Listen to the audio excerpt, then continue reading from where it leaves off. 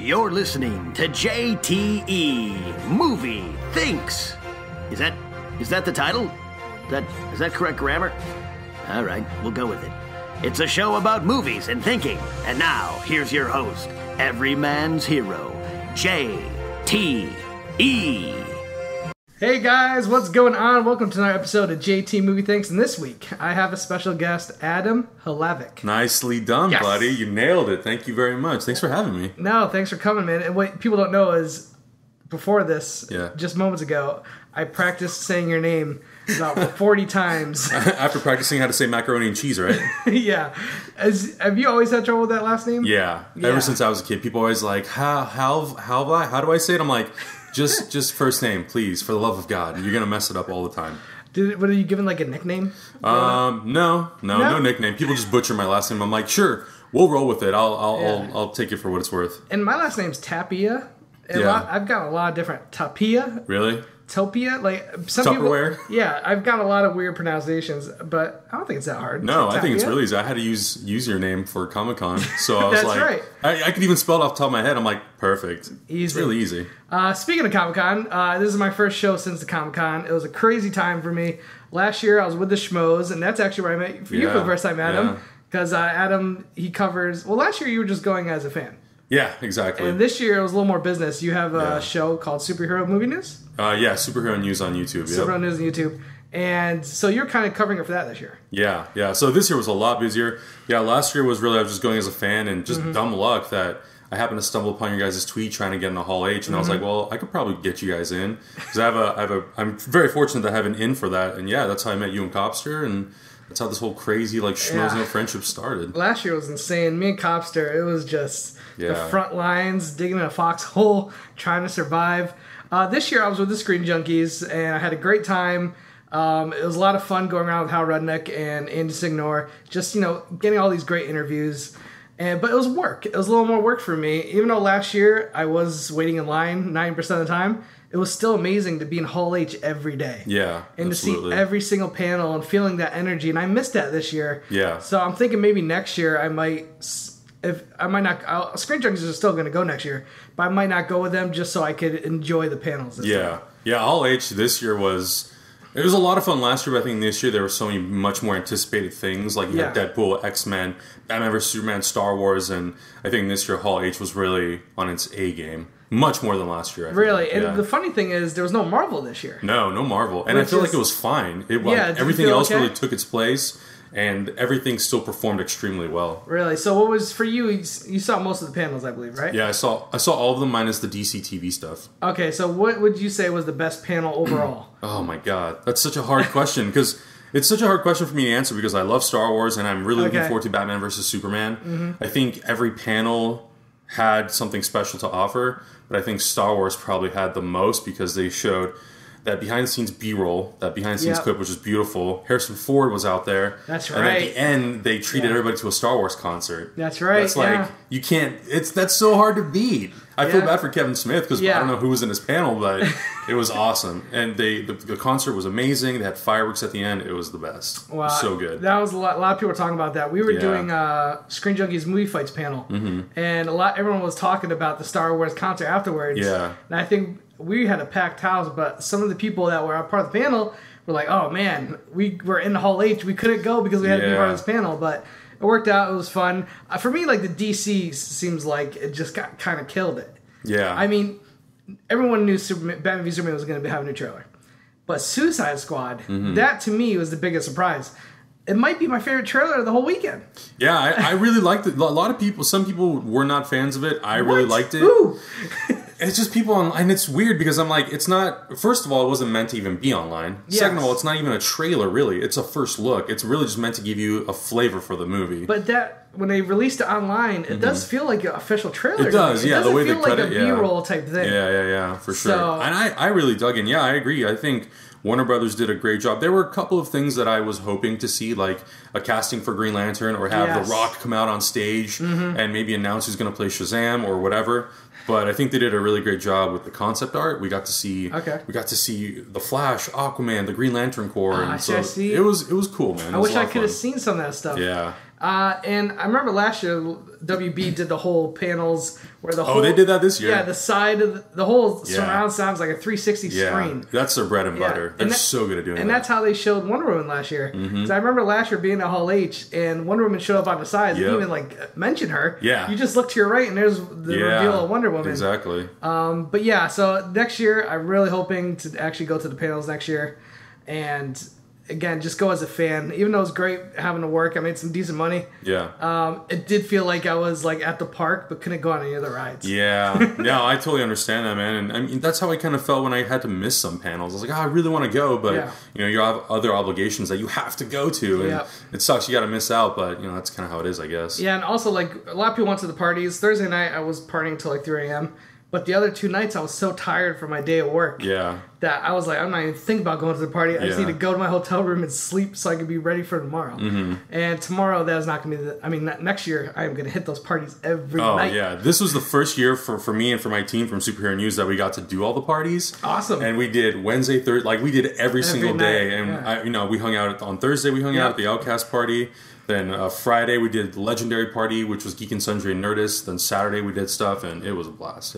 Yeah, such good times, guys. If you've never been to Comic-Con, do it. Come on, go. Exactly. Get to the chopper. Get to the chopper. If you have to fly here, get to the chopper. Yeah. This is my second year going. Last year was my first year. I'll never forget that first time. It's overwhelming at first. But after 1 year, you kind of feel like a veteran. Yeah. And now, like, I'm looking for next year, and it's like, I'm just going to know. It's like getting back in the ring. I just know where to go. I've been going for 13 years. Are you serious? Yeah. 13 years? See, I've been going since 2000. Holy cow. See, I grew up and I missed like a couple years, so. I grew up on the East Coast. Yeah. So it was just never really a possibility for me, unless I wanted to take a cross-country tour. So wait a minute. So how much has it changed from Oh my the 13 God, years? dude. This could be a whole episode on how it's changed, but it's been crazy. So 2000, I mean, when you wanted to walk the floor, you would have stuff from Marvel and DC. The booths were a lot smaller, and obviously there was like way less people. Instead of like 200,000, you had maybe like 20 to 30. Wow. And I remember the first year I went, Bryan Singer was promoting X-Men, the first X-Men. First one, jeez, okay. And they had a little booth set up, and he was literally just sitting on a bar stool in the middle of the floor with like 25 people around him. He's just talking about X-Men. Wow. And I remember I bought the comic book adaptation of the movie. Okay. I went up to him. He's like, oh, can I take a look at this? Like, we sat there for 20 minutes. He's going through it, and he's like, oh, cool, there's stuff in here that's like cut from the movie. And so we were talking about it, and he was asking me how I was looking forward to it, and then he signed the cover, and I still have that to this day. That's amazing. Yeah, it's Comic-Con. Simpler days. Yeah, so much simpler. You could just walk up and talk to people, and now it's just like, you can't walk 5 feet without bumping shoulders with people. It's nuts. It's true. But it's still fun.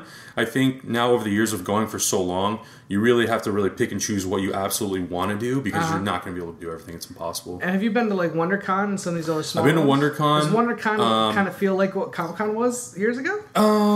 Yeah, actually it does. I mean, it's still more crowded than what Comic-Con used to be. Really? Okay. And it doesn't offer as many panels, but the stuff that they do offer is really cool. And I really like Comic-Con. I've also done Anime Expo, Star Wars Celebration, and then I'm going to do D23 next month. So D23, nice. Yeah. Let me ask a quick question. This might be a little tough. In the 13 years you've gone, is there one year that kind of stands out over the others? Like the year Avengers all came out? Or? You know, that was a cool year. But I never really grew up a big Marvel fan. I didn't really read too many Marvel comics. More of a DC guy? More of a DC guy. So for me, I think I missed the year that Man of Steel was there. So I think it was either between this year or when Episode 3 came out. Because I had a lot of high hopes back then for Episode 3. Okay. And yeah, right. And then the panel was really cool. They showed a really cool behind the scenes reel and all that kind of stuff. So I don't know. It's probably a toss between like this past year and maybe like Episode 3. Interesting. Yeah. All right. Well, I'm only 2 years in. I'm going to say the first year was better for me just because I got to go to all the panels. I mean, when we saw that first footage of Batman v Superman, that was we were freaking out. Yeah, that was pretty dope. We were like losing our minds. Yeah, it was pretty awesome. That place went crazy when they showed that. Yeah. All right, man. Well, this has been fun catching up on Comic-Con, but let's get to the meat of the show.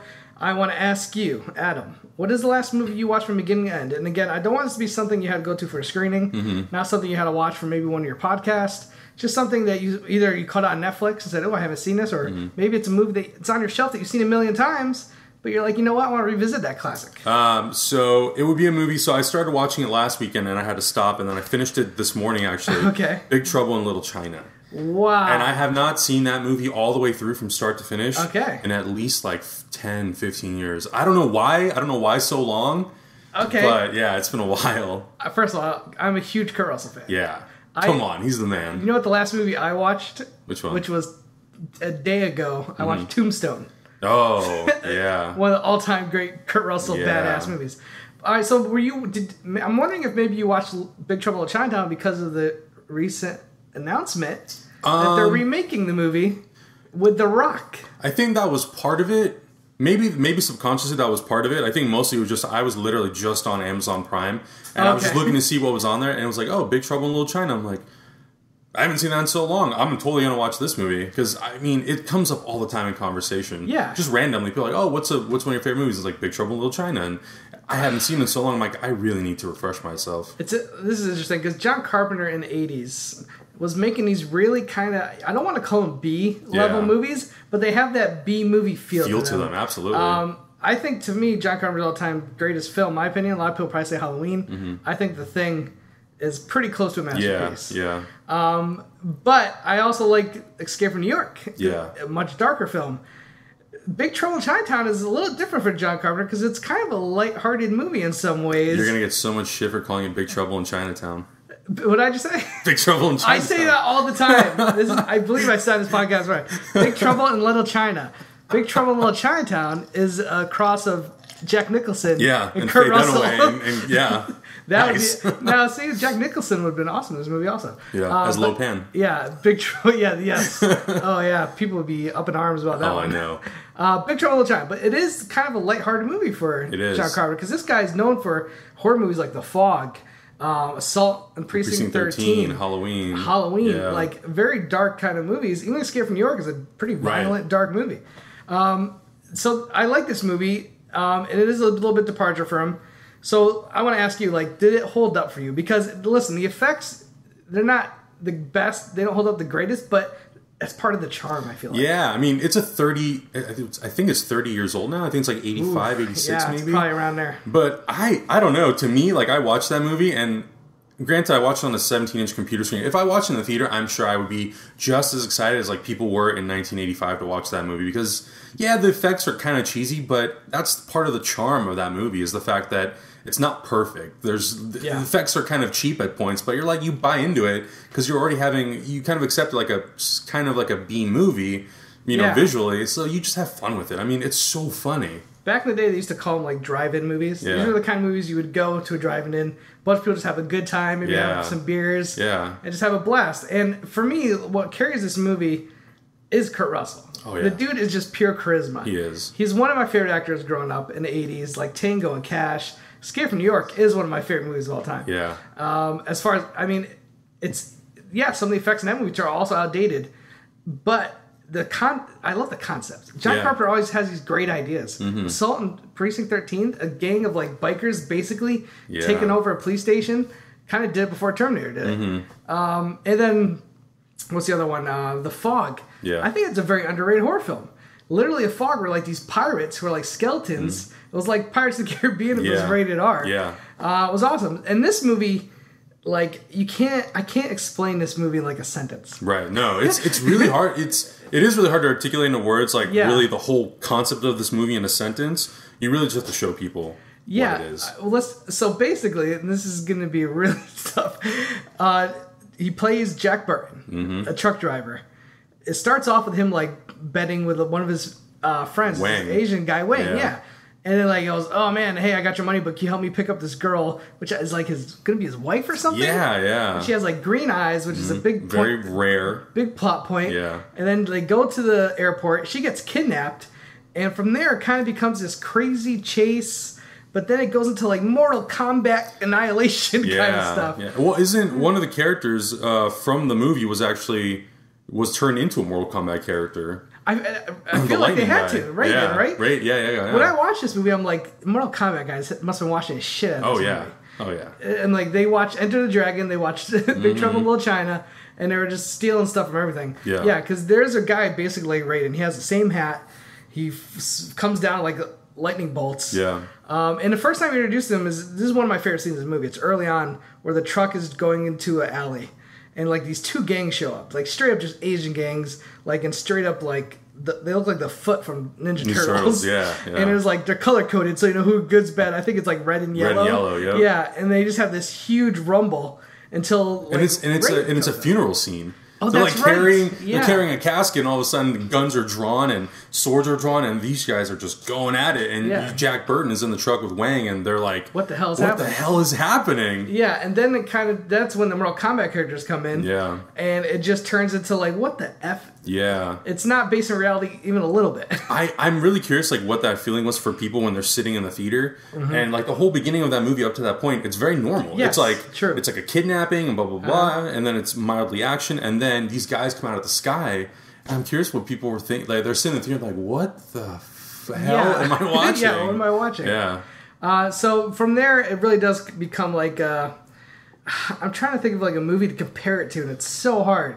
I don't want to say like Indiana Jones, but it's almost like Pee-wee's Big Adventure with just crazy shit going on with these two people. It's just like a straight up adventure movie. It kind of is Indiana Jones though, because like way, right? they're on a quest to like find this woman, and they're just thrown into all these different scenarios. And they have to get out of them, and they're just interacting with so many different characters, and it's crazy, but it just plays so well, and it's so like friendly. Who's the girl from Sex and the City that Kim shows Cattrall. up as? Kim Cattrall shows up as... Dude, she's a babe in that movie. She's a Holy babe. hell. Dude, in the 80s, she was a babe. She was in the first Police Academy. Yeah, she was hot as hell in that movie. I know. So she kind of plays love interest of Kurt Russell. So he's like, I'm going to help my buddy get this girl back. So from there, they go to this like almost like a prostitution ring type thing where like... Which I forgot about, and I'm like... Oh, maybe that's why I haven't seen this movie in so long, because it's been banned from my existence. Yeah, and it's like from there they're trying to find her, and it's almost like a human trafficking kind of movie. Yeah, it touches like, it's weird. It does touch on like certain themes. I'm like, wow, this is actually pretty interesting for a movie in the mid '80s. That's a total like fantasy at like from one point on. Yeah, and then it gets so much weirder from there. Yeah. It's a supernatural action comedy. Yeah, And then who's the old guy at the restaurant? Who you'll probably... Egg. People will probably remember him as the father from Three Ninjas. Yep, yep. That's the only other movie I can think this guy's in. Same. He was in Tremors. Was he? He was Kevin Bacon. He was the store owner. I don't even remember that. Yes, Tremors, which is a great movie. Yeah. He played the store owner in Tremors, in case you're trying to place who we're talking about.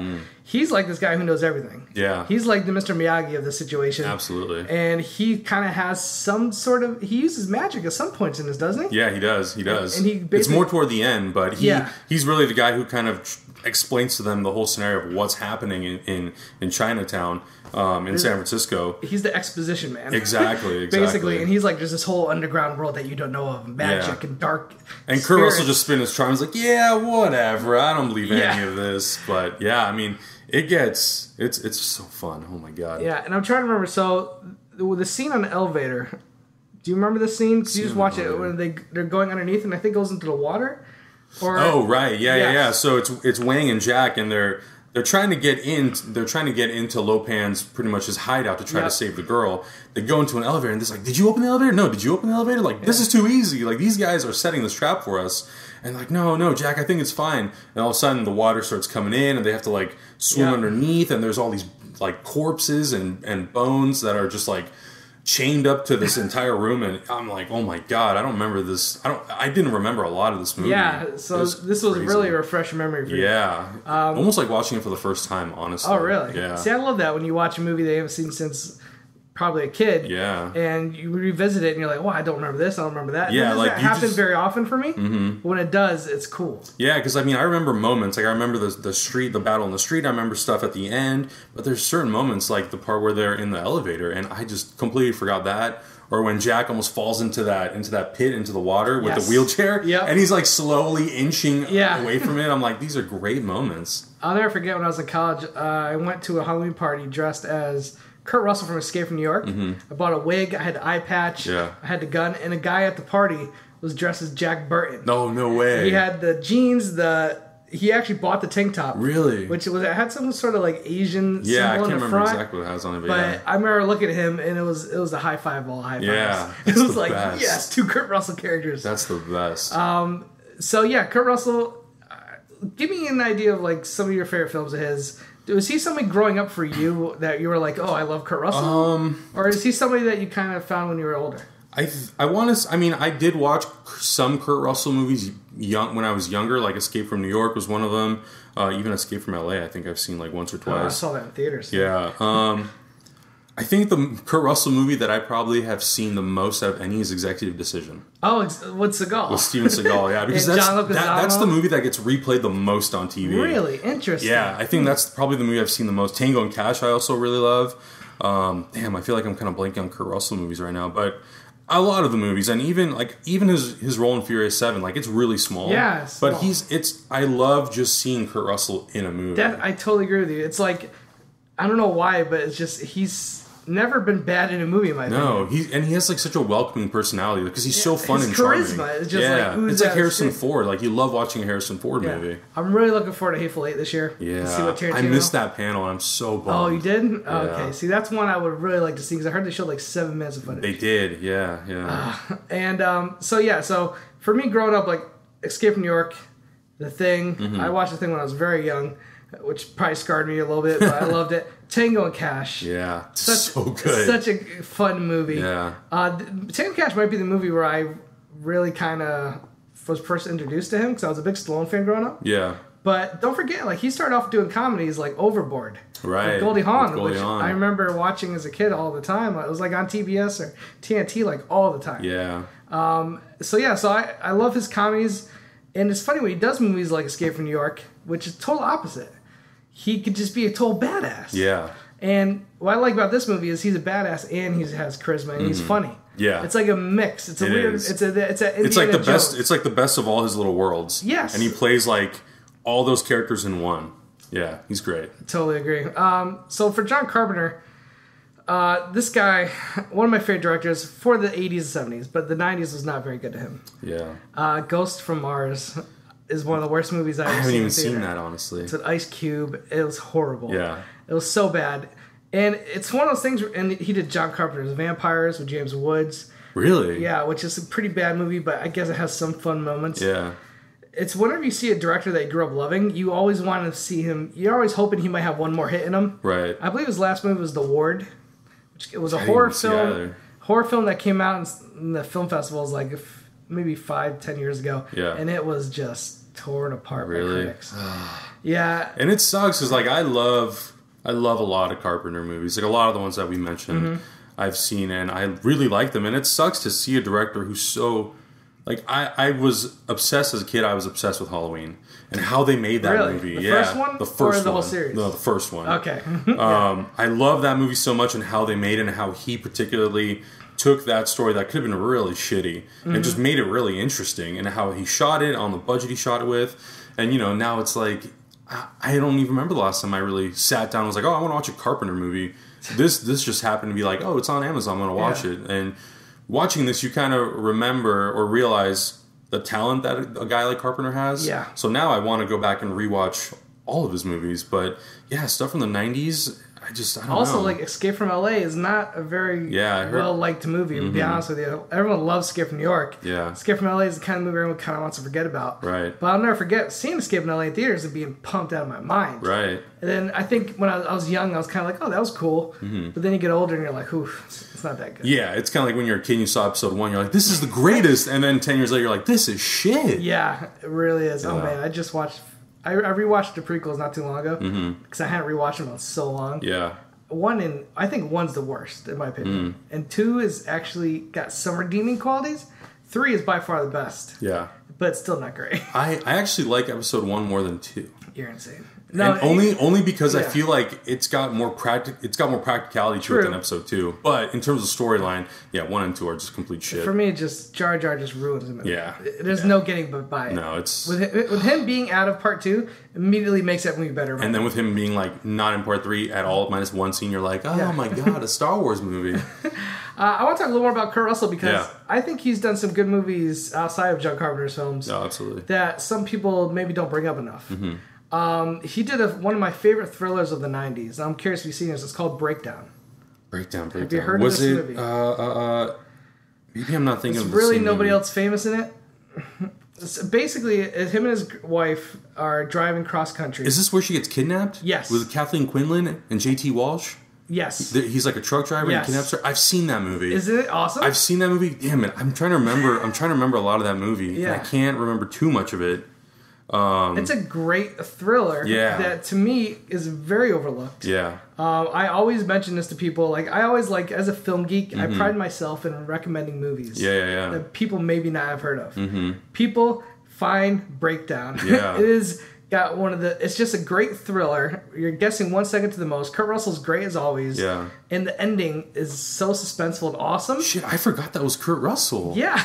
Because I've it's seen funny that movie. You remember like the girl who I can't name. You remember the other guy. Yeah. But you forgot Kurt Russell. That's so weird because I know I've seen that movie and I'm now remembering scenes from that movie where they're like. He's in a barn or something like that, looking for her, and she ends up. Well, I don't want to give anything away, but yeah. Oh my god, that's crazy! You brought that up. Yeah, wow. John Mostow directed it. Same guy did like U-571. He also did Terminator 3, Rise of the Machines. But to me, Breakdown is his best movie. I think it's a great thriller. I think it was again it was '90s Kurt Russell. He did a lot of movies like this. He did another film with Ray Liotta called Unlawful Entry. I didn't see that. Do you remember this movie? Okay. No. This is kind of like Fatal Attraction, but with a cop. Okay. Interesting. I think it's Madeline Stone and Kurt Russell play a couple, and they call this cop because someone breaks their house, and Ray Liotta's the cop, and he basically becomes obsessed with his wife. And interesting. It's basically like what happens when you have like a cop who has some power, is a psychopath and wants to kill you for your wife, and the whole movie is kind of a play on Fatal Attraction, but from a cop's point of view, and it's a good movie. Yeah, it's one of those movies from the '90s. I think a lot of people forget about. Yeah, you might catch it on TV once in a while, but Ray Liotta plays a good psychopath. Really? Well, that doesn't surprise me. Yeah. But I recommend that one also. I think I don't know why Kurt Russell was just kind of going for those thrillers back in the '90s.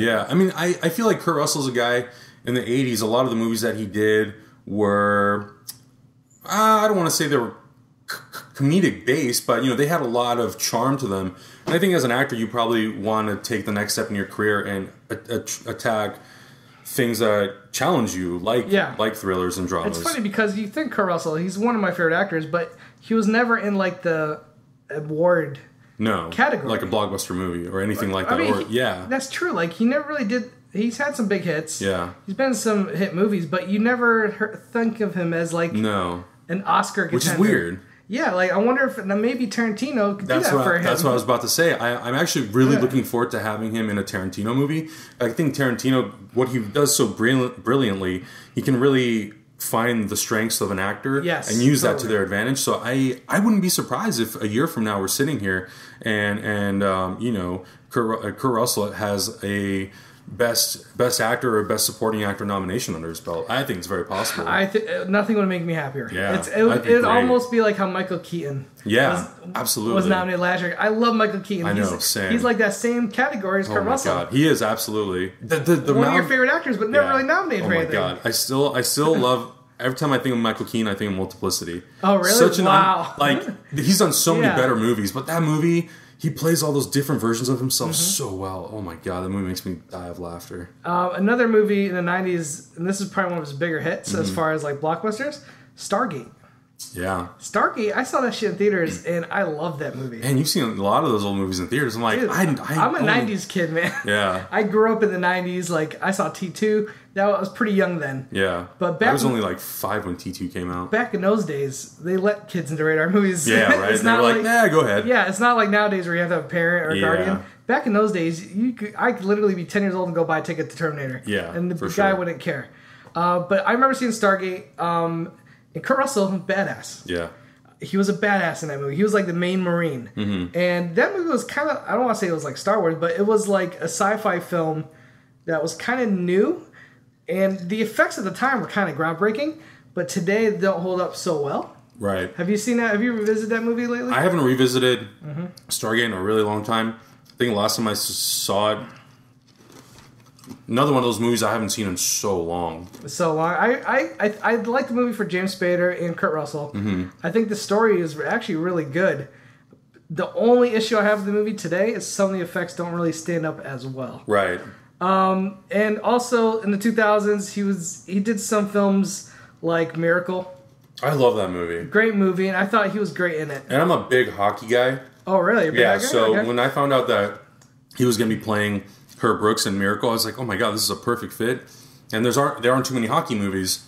And I thought he did a great job. That was one of those movies where I'm like, he should have gotten a little more recognition for that role. Like, I think he did a really great job playing a leader in that role. It was a great movie. Playing the coach, totally agree. And again, he has range. He could play that leader role. Yeah. And then he could do a movie like Captain Ron, which is an amazing movie. Yes. I watched the shit out of Captain Ron growing up. It's so... With Martin I'm Short. actually so glad that I came here to talk about this, because like there's so many Kurt Russell movies that I haven't seen in so many years that you kind of forget after a while. And since we're so kind of inundated with so many movies nowadays, you kind of don't go back all that often to watch a lot of old stuff. And now I'm like, dude, I'm about to go on Amazon and just buy every movie and just sit for a week and just watch everything. I love Captain Ron. It's one of those movies that still holds up, actually. And his character, he's so charismatic. Yeah. You understand why the whole family falls in love with him. Right. And Martin Short does a great job playing the straight man. Yeah. It's one of those movies I just grew up loving. Mm-hmm. And I haven't seen it in a while, but you will catch on TV once in a while. Yeah. Listen, if I come across Captain Ron on TV, I'm You're just going to sit there and watch it? I'm stopping it. I don't care what part it's at. I'm watching it. Yeah. And again, let's go back to the other end. Dramatic role. I loved him in Backdraft. Oh, yeah. Ron Are you kidding Howard. me? I know. See, again, another like more proof that he's the type of actor who has so much versatility and range. That's what I'm saying. Like Backdraft, he's a badass, kind of hard-nosed chief of a fire department, and I think the movie it holds up really well, especially the effects, because Ron Howard, he did such a great job of doing all practicals with the fire, which was a big deal back then. Oh yeah, especially for that kind of a movie. CG. Even today, I don't think CG can really get fire that well. No. Certain things like that are alive. Like I think we're getting to the point where we're finally doing water well in CG. Yeah, right. Like Avatar, there's some great CG water scenes, but I think they've yet to really get fire now. Yeah, because fire is hard. Fire has like its own personality, it's like you can't really code that. Yeah, and it's just to quote Kurt Russell Backdraft, it's like a living entity. Exactly. Which I think actually Robert De Niro said, but still. Oh, yeah. People forget about that cast. Robert De Niro. Amazing cast. Are you kidding me? One of the Baldwin brothers. Yeah. I don't remember his name. Daniel. Was it Daniel? I think it's Daniel Baldwin. But yeah, Kurt Russell plays such a badass in that movie. And there's certain scenes in the movie that's a little bit cheesy and overplayed, but I think it's still a fantastic film. Yeah. I think the score by James Horner, I believe, is fantastic also. James Horner. And definitely check out that movie, R.I.P. Definitely check it out, guys. If you haven't seen Backdraft, I highly, highly, highly recommend Backdraft. I actually really love at Universal Studios when they used to have the Backdraft experience, where you would go on the tour and you'd walk through and they would like light everything on fire. It was like a whole show. Just a few years ago, they still had it. Yeah, I think they just recently got rid of so much good stuff at Universal Studios. But that was such a fun thing, and it really shows you how much effort they put into making that Backdraft movie. And I mentioned this earlier. I just watched this movie, Tombstone. Yeah. Listen, if you ask me what his most badass role is, it's going to be Snake Plissken from Escape from New York. But if you ask me his second badass role, it's as Wyatt Earp in this movie. Yeah. There is a scene early in the film where Billy Bob Thornton is like kind of taking over this bar, is trying to be a tough guy, and Kurt Russell starts slapping the shit out of him. He's like, "Come on, make your move." I mean, his eyes are so badass in that movie. And then there's a great scene, and I'm not going to tell you what happens at the end of the movie because if you guys have not seen Tombstone, watch it. Run out and see it. But there's one of my famous lines from his is when he yells, "You tell him I'm coming, and hell's coming with me. Hell's coming with me." And I'm just like, this guy is the most badass. Yeah. I'll follow this guy into hell. Yeah. This guy is like, we're taking hell down. I'm like, let's go. And I wonder if that movie was maybe it was just Tarantino wanting to just work with Kurt Russell, but maybe he saw that and he was like, this guy could really fit into my universe and play in this universe really well. And not only that, but the whole cast in Tombstone's great. You have probably my favorite Val Kilmer role. I think as so. Doc Holliday. Yeah, I think it's my favorite. Second being Heat, probably. Heat, yeah. Yeah, but dude, him as Doc Holliday. Yeah. Val Kilmer is best, in my opinion. So good. He's like, most of that movie, he's just like pale. Yeah. He looks like hell, but he's still just like, yeah, he's so cool. Cool, yeah. He's got that suave to him. I'll be a Huckleberry. Yeah. I mean, yeah, so good. And then you got Michael Biehn. Yeah. Michael Biehn. He was not used enough. No. Because I love him in Terminator. Couldn't they have brought him back for Terminator Genesis? God damn it. If they can make Michael Douglas look young Seriously. in Ant-Man, bring Michael Biehn. I know. I loved him in this movie. He plays the bad guy, and he is a fucking bad guy. Yeah. He is just so evil in this that you can't wait to see him and Wyatt Earp just eventually go at it. And also, Powers Booth is in it. Billy Zane. Bill Paxton as his brother. And let's not forget the fucking mustache, Sam Elliott. Oh, yeah, that's right. Sam Elliott, I know. Directed by George P. Cosmastos, who also did Cobra and Rambo 2. Did not even know that. Rambo First Blood Part 2. No shit. This is his best film by far. Wow. Don't get me wrong. I think Rambo 2 is a great action movie. I think Cobra's a fun 80s cheese fest. Isn't that weird, though, how, like, there's, like, those directors who completely gets, like, swept under the rug, but they've done a movie like Tombstone. You're like, what have they done since then? Or what did they do before that? It's funny. It's weird. He is a foreign director. I believe he's German. I could be wrong, but I believe he was German. But, I think that was the guy who directed Rambo 1. No, I can't remember. But anyway, Tombstone's his best film by far. Yeah. And I think it's one of Kurt Russell's all-time great films. Just playing a badass, and he actually plays a good he's not just like a badass throughout the whole movie. He's this guy who's trying to go on with his life. He's been part of the law for so long, and he's just trying to move on, but he keeps getting pulled back in, like Al Pacino, Godfather. Yeah, just exactly. when I think come out, they pull me back in. Yeah. But yeah, so good. Yeah, man. I'm thinking I might start a Kurt Russell podcast. I know. I mean, there's so many movies that a lot of people sometimes even just skip over and they're like, well, it's a Kurt Russell movie, but it doesn't look like that good of a movie. Just watch it for Kurt Russell, because guaranteed you will absolutely love the hell out of it just because of Kurt Russell, because he's got such great charm. Like, I definitely equate him to at least the charm factor, like Harrison Ford. If it's a Harrison Ford movie, you're most likely going to watch it. I feel like he has more charisma than Harrison Ford. Oh, I think so too. He's got more personality too. Yeah. Listen, he has had some stinkers in his career. Of course. Movies that come to mind, Poseidon. Yeah. I love the original Poseidon, so I was kind of biased going in. Yeah. Wolfgang Petersen actually directed the remake. Yep. He's a good director. Das Boot. I mean, the guy knows how to direct Line of Fire. He's a good director. Yeah. But I just felt like that movie was miscast. Yeah. He was good in it, but I feel like the rest of the cast was really miscast. Yeah.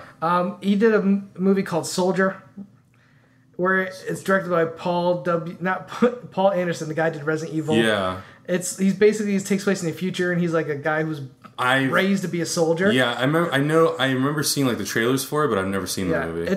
Here's the thing. He's awesome in it. But he's kind of like the Terminator almost. He barely says a word. It's all about his presence. And there's some cool scenes, but it's a pretty bad kind of B sci-fi movie. Yeah, and it's like, it's Kurt Russell. You don't make Kurt Russell a silent character. You really explore Kurt Russell's acting ability, and he's got so much range. Yeah, and I like sometimes when he has a supporting role. A movie that I really liked him in was Vanilla Sky, where he plays he plays like the lawyer to Tom Cruise. Yeah. And that's another movie I haven't seen in a really long time. It just released on Blu-ray. I actually been planning to revisit it. And he also has done some smart films that I really enjoyed that probably a lot of people haven't seen. Like, for one, Dark Blue. Do you remember this 90s cop drama? Like Ving Rhames. It was a TV show? I think it got turned into a TV show afterwards. Okay, but recently it got turned into a TV show, didn't it? Oh, was it recent? I don't know. Remember. Maybe not. Maybe I'm wrong, but I've definitely heard the name. Yeah, but I haven't seen the movie. Yeah, Kurt Russell, Ving Rhames, Scott Speedman when he was a thing for a little while. Oh, wow.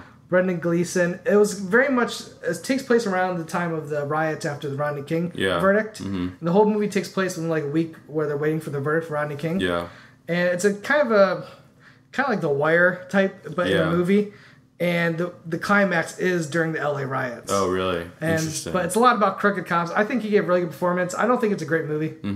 But I think it's a solid film. That movie came out around the time when Kurt Russell hadn't really made too many movies, right? Like, he was kind of like... 2002. Yeah, so he was kind of like not doing too much around that time, and that was kind of slowly, potentially going to be his rise back to... Yeah, it's funny. You look at his... filmography. He's not like a volume kind of guy. Right. He didn't make movie after. He wasn't just chugging them out. Right. He like kind of took his time between projects. And, I guess Goldie Hawn was still making money back then. Yeah, right. So he didn't need to be doing all the work. Yeah. But yeah, he's one of my favorite actors. We could talk all day about him. Yeah, he's just charm and fun and funny. I mean, I would love to see him. Maybe he should do one more movie with John Carpenter. Oh man! I mean, that's like his muse. That's like Scorsese, De Niro, Scorsese, Leonardo DiCaprio. Yeah. Like his best movies, John Carpenter's best movies were with Kurt Russell. Kurt Russell, yeah. We mentioned it earlier, but one more time, The Thing Yep. is fairly close to a masterpiece. Yeah. In my opinion. And it still holds up. Like, I watched it on Blu-ray. The transfer is beautiful. Looks like it was shot yesterday. Yeah. Because 99% of the effects are practical. Right. It'll never get old. There's like one scene at the end where the monster's really big, and you can tell it's like a green screen. Yeah. Besides that, though, the movie's fantastic. He's amazing in it. He plays that stoic kind of. I can't really compare it to any of his other roles. He's just like kind of a guy who's gonna get shit done. Yeah. And like, there's that. I think the best scene in that movie is when he's like got the flamethrower. He trusts nobody. He's like, we're gonna do everyone's blood. Yeah. He's like, we're not leaving here until I know who's who. Yeah. John Carpenter. To me, that's their best movie. But again, Big Trouble in Chinatown, I think is his funnest movie. Yeah.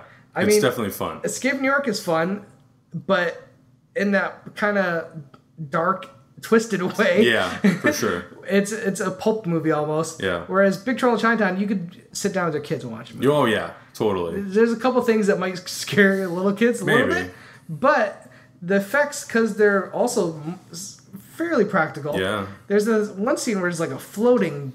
What is that floating thing in? The floating eye. Yeah. The all-seeing eye. It's like all claymation. Yeah, and that's actually funny you bring that up. That's like the one thing in that whole movie I'm like, okay, you can totally tell this is like Compton 80s style. But it still works. Yeah, it still works really well. It still works. So I'm glad you revisited it. I say, guys, don't just go back and revisit Big Trouble in Chinatown. Go through the whole Kurt Russell, John Carpenter. Big Trouble in Little China. Damn it! Did I say Chinatown again? Yeah. I'm living up to my reputation on this episode.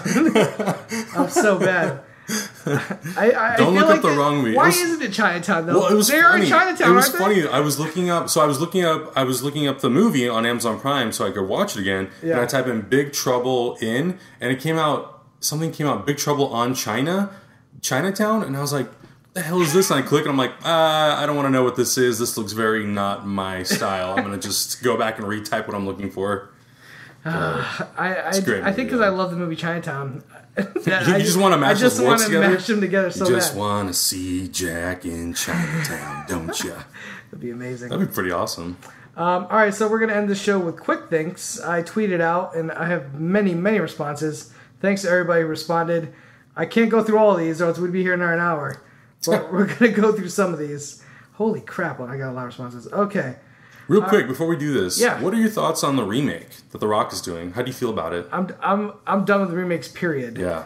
If you ask me, what do you think of the remake, you could stop right there. Right. Because the only time I think a remake should be made is if it is a truly bad movie. Right. If it's a truly good movie, don't remake it. Yeah. Because I think the reason why those movies are great is not because of the premise a lot of the times.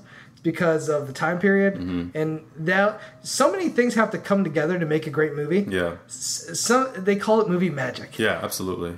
It's a recipe you can't replicate it. So when it happens, it's a fantastic, celebrate it. Don't try to remake it. Yeah, and I have a very strong feeling that we're just going to see The Rock running around in a tank top and cowboy boots, and I'm like, that's not the point of the movie. The only way I'll see that movie is if Kurt Russell's co-star somehow. If Kurt Russell shows up in it, I will definitely buy a ticket. And that's the only reason why I would. That, or if they get James Hong to play some cameo too. And I'll also watch it just so I can tear it apart. Yeah. Yep. All right, so we're going to end this with quick thanks. I tweeted out, like I said, and we're going to get some opinions on some movies. Let's see what you think about some of these. Well, we got to start with this one. A good friend of the show, a good friend of the Schmoes, at Chris Stuckman, said he watched Clerks. Man. So I haven't actually... Another movie I've seen... The last time I saw a Clerks movie was Clerks 2 in the theaters. Oh, wow. So this has been a long time? That was like, what, 2004? Yeah, that was a long time ago. Yeah. So that's the last time I actually watched a Clerks movie. So, but you've seen Clerks. I've seen the first one, but yeah. Long time. Yeah, I saw it before I saw Clerks 2. I would say revisit it. It's a very well-written movie. It's one of those movies because it's just about the conversation. Right. It doesn't really get old. I know. I remember there was some parts in Clerks 2 toward the end. I was like, this is kind of a weird movie, but... Yeah, I can understand that. Yeah. Tyler Scott at Tyler, not Tyler. All right. Ex Machina. Have you seen Ex Machina? I have not. And it's still playing in a couple theaters, so I'm going to go catch it in theater. I'd rather watch it in the theater. It's on Blu-ray, too, yeah. I know, but I'd rather just go watch it in the theater. Okay, totally understand. Let's see. Oh, here we go. I am Grod at Zach WW Movies.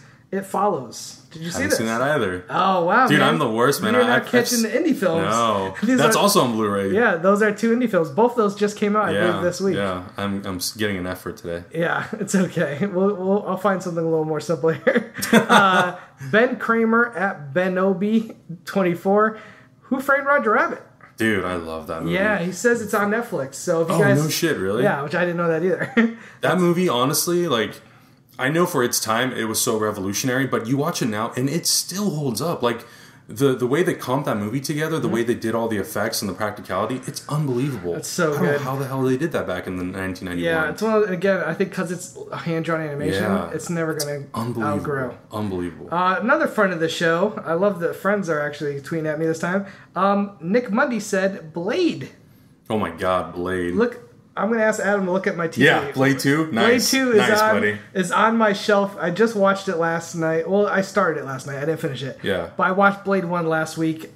I love Blade 1 and I love Blade 2. I think Mundy actually likes Blade 1 over 2. Uh-huh. It's hard for me because Del Toro has such a great visual style in part 2. Very like, it's very Guillermo. Some of my all-time favorite scene, maybe my favorite scene is in part 1 when he literally is in that shower of blood. Yeah, and a party like the rave stops and he's like, "Let's do this." You know, for a Marvel movie, it's very dark. I actually would love. I mean, it's not a straight up Marvel movie, but I actually would love for them to bring back Blade as a Netflix show. Yeah, I think cool. I would actually bring back Wesley Snipes. Why not? Hell, I would too. I just was watching the beginning of Expendables 3 today. It was so like refreshing. I mean, it's a shit movie, but to see Wesley Snipes in a movie and have you seen it? Yeah, yes. Yeah, how they make a whole joke about the tax evasion. Yeah, the tax. Like, where have you been? Tax evasion. I'm like, oh my God, this is the best. Because you're a superhero guy, let's get a superhero question here. Have you seen X-Men Days of Futures Past, the road cut? And this was asked by Shane Hernandez. I haven't seen the road cut yet. Yeah, no. I'm real curious to see this because I loved Days of Futures Past. I worked on that movie. You worked on it? For a few weeks. Yeah. It was a really... I think that movie was so smart with how they were able to take the bad stuff of the well, not the first 3, but mostly just X-Men The Last Stand, and just kind of reinvent the whole X-Men universe. I love that. And now with Apocalypse moving forward, I'm so looking forward to it. That was one of my favorite movies of last year. Oh yeah, I absolutely loved it. It was really hard for me to figure out which one I liked the most because we had X-Men, Cap, and Guardians, and I was like, they're so different. Yeah. It's like a sci-fi, fantasy, and espionage movie and a comedy. It's that's a good thing. Yeah, right. I really need to see the road cut because I just want to see if it's any different, to be honest with you. Yeah. Because I absolutely love that movie, and I need to see it again. Dan Merle, another friend of the show, Screen Junkies chiming in. Rocky IV. Oh my God. One of the greatest movies ever made. You know, I didn't watch the Rocky movies until I was about 25, 26. So, no. Well, somewhere around there. And I watched all 5. And 5 is obviously whatever. Yeah. But the first, I mean, those are such great movies to watch. They're so fun. And now we got Creed coming out. I could talk all day about that. I'm not even going to start. Yeah. But yeah, I love that movie. Let's see. What else we got here? We got a few people here. Here we go. Ben Archibald at Ben Archetype. Speed. Keanu Reeves, Speed. Have you seen this, right? Of course. You kidding me? I still consider it to be one of the best action movies ever made. I think it holds Keanu Reeves. Next to Point Break, it's probably like the best Keanu Reeves movie for sure. And Dennis Hopper, you kidding me? So good as the villain. Absolutely love it. And I mean, there's nothing I can't say that Howard hasn't said. It's one of the most inventive ideas for an action movie. It is. I mean, you're on a bus for a good chunk of the movie, and it's still fun as hell. They better never remake that movie. Oh, they will. Jesus. Here's another comic book movie by Rob Davidson. At Rob Davidson Says, Howard the Duck. Oh, my God. What you gonna do about it? You know, seeing duck boobs is a very traumatic thing for a kid. It is. It's weird because you feel something. Yeah. You feel tingles in your jingles, but you feel very wrong about it. Exactly. I used to love Howard Duck growing up. Oh, yeah. It's a guilty pleasure. I rewatched it for a guilty movie pleasure podcast that Josh Kuga does. Yeah. And I was like, ooh, it's not as good as I remembered. Yeah. But man, what's her name? Is Leah Thompson? Oh, God. The underwear scene? You kidding me? God have mercy. Mm-hmm. We'll do one more here. Millie Asian, as in Amelia Asian. Snowpiercer. I haven't seen that. Oh. I was just talking about this movie yesterday. I was at a barbecue and we were talking about Snowpiercer. And like the concept itself is so interesting. And it's another one of those movies that kind of got swept under the rug. And, you know, Chris Evans is so proud of that movie. Yeah. He's so proud of that. And I think that, you know, we need to give more movies like that a better opportunity to be seen by the global audience. And I like it because it's directed by a foreign director, Bong Ho-chen or something like that. Yep. I can't pronounce names. But I loved it. It was one of my top 10 films last year. Yeah. It plays almost like a live-action anime at times. And it's so refreshing to see a movie where you don't know what's going to happen from one scene to the other. Yeah. Because now, especially in Hollywood, you know exactly usually what's going to happen. Yeah, and I remember seeing the trailer, and it's like, the trailer did an okay job with advertising, so I skipped it because of that. Yeah. And then people came out and they're like, no, you gotta watch this movie. It's so good. I'm like, oh shit, I clearly missed out. I think it's on Netflix also. Yeah, it is I gotta on watch Netflix, that. so check it out. All right, guys, that can do it. This is another great episode. Adam, thank you so much for coming on. I thought this was... this is what I love about the shows I never know what I'm going to talk about. Yeah. The fact I got to talk about Kurt Russell movies tonight was amazing. Well, it was funny because I was kind of debating what to bring up because I've watched quite a few movies the last 4 days. I'm like, you know what? Big Trouble in Little China. Perfect. Tell the people where they can find you, Adam. You can find me on YouTube at youtube.com/superhero news. We do a weekly video podcast talking about superhero news. I'm also on Twitter and Instagram just under Adam Hlavac. ADAMHLAVAC. All right, guys. Thanks, Adam. You know where to find me at Schmoes JTE. Box office breakdown every Monday. Schmoes Know Movie Show. We're all around. The Ultimate Schmoedown's about to start, guys, so tune in. It's about to get crazy. Again, Adam, thank you so much, and thanks for listening, guys. And tune in next week. I got some great guests lined up. I don't want to spoil them, but you guys are going to be really excited. But it's going to be hard to top Kurt Russell and Adam here, because that was awesome. All right, guys. Thank you so much for having me, man. No problem, man. Thanks, guys, and see you next time.